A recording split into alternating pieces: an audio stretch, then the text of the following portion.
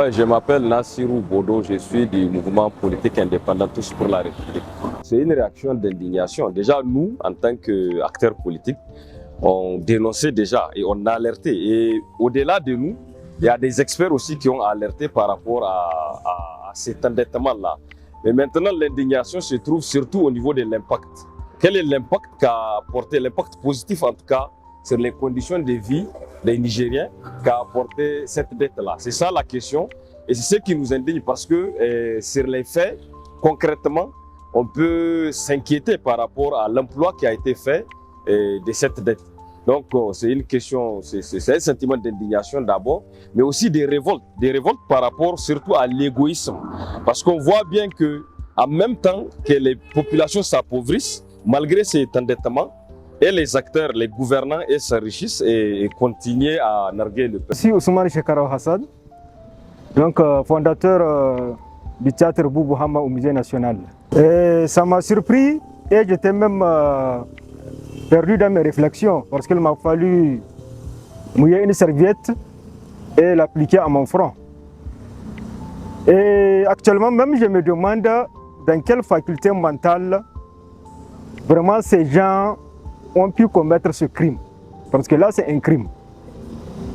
Au moment où les Nigériens peinent à percevoir leur salaire ou leur pécule, des Nigériens circulent à Niamey en train de mendier, chercher de quoi avoir un repas dans la journée.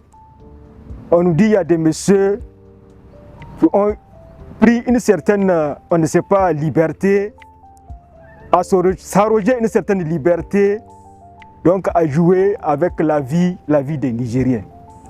Vraiment, ça m'a beaucoup peiné. Je me suis toujours demandé, ces gens, juste de quelle faculté mentale, vraiment pour être si vraiment, quoi même disant, est-ce que le mot n'existe pas?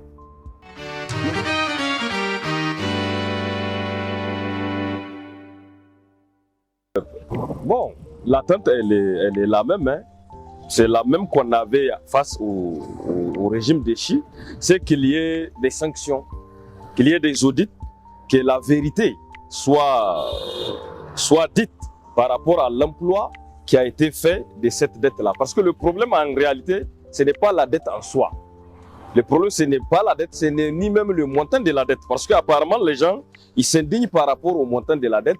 Mais nous, c'est surtout la qualité de la dette, mais les investissements surtout. Parce que vous savez, une dette, quand on la contracte, c'est pour faire des investissements. Mais maintenant, de ces investissements, on doit nécessairement avoir des retours qui puissent permettre de rembourser cette dette. Ce qui n'est pas le cas du Niger parce que avec cette dette, on a constaté qu'il y a essentiellement des investissements improductifs, des investissements qui n'ont eu aucun impact positif sur les conditions de vie de nos populations. Parce que vous n'êtes pas sans savoir qu'en même temps que les gens endettaient le pays, l'indice de développement humain, et on est resté le dernier par rapport à ces classements-là. Donc on peut légitimement s'attendre d'abord à ce qu'il y ait des enquêtes par rapport à l'emploi qui a été fait de ces dettes, mais aussi qu'il y ait des sanctions. Parce que quand on fait des enquêtes, forcément on va pouvoir situer des responsabilités, forcément on doit situer aussi où est l'argent, où est passée cette dette-là et pouvoir prendre des sanctions qui s'y est. Parce que c'est une question de gouvernance, c'est une question de gestion.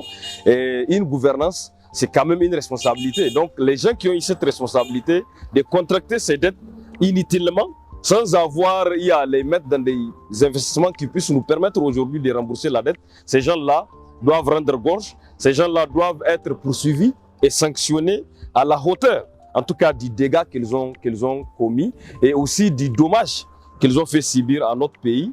Et donc notre attente, elle est la même par rapport à l'ancien régime, par rapport aux nouvelles autorités. Donc on ne peut que, en tout cas, rappeler cette attente et peut-être être plus exigeant parce que là, il s'agit de nouvelles autorités qui ont promis, en tout cas, de ne pas trahir les aspirations du peuple. Et une des aspirations fondamentales du peuple nigérien, depuis tout ce temps, c'est la justice. Donc, il faut que justice soit faite au peuple. Il faut qu'on sache qui a fait quoi de cette dette-là, où est-ce qu'on a mis cette dette, quels en sont aujourd'hui les résultats. et qu'on puisse pouvoir sanctionner les responsables. Bon, à l'endroit de la population, c'est de rester surtout mobilisé. Mobilisé parce que vous savez, aujourd'hui, c'est vrai, nous avons des nouvelles autorités, mais le contexte actuel fait en sorte que on constate qu'effectivement, le pouvoir est revenu dans les mains de cette population-là. Donc, nous attendons de cette population qu'elle reste mobilisée, d'abord pour aider les nouvelles autorités à stabiliser la situation et à faire face au contexte de menaces, surtout au niveau de la sous-région, mais au niveau aussi de la France. C'est des pays qui menacent aujourd'hui de nous faire la guerre au nom d'une quelconque démocratie qui ne dit pas son nom. Donc, nous appelons les populations à rester mobilisées autour ou à côté de ces autorités pour d'abord stabiliser la situation, comme je l'ai dit, mais tout en restant exigeant par rapport à la réalisation, en tout cas, ou à l'atteinte de ces aspirations, notamment de justice, de liberté, mais aussi de développement tout court. Moi, je pense que c'est simple. Si ceux qui ont commis le crime sont déjà là, donc arrêtés, moi je pense que l'argent est là. L'argent est là. Donc, c'est vraiment de porter l'affaire devant les juridictions compétentes, hein, pour que ces gens-là remboursent intégralement tout ce qu'ils ont volé. Hein? Les 5200 milliards, moi je pense qu'ils ne sont pas dans les banques, ils sont là chez eux, ils savent où ils sont. Hein? Donc il suffit que le CNSP fait son travail et cet argent-là sera remboursé dans les caisses de l'État. Hein? Et tous les Nigériens vraiment auront une qualité existentielle maintenant.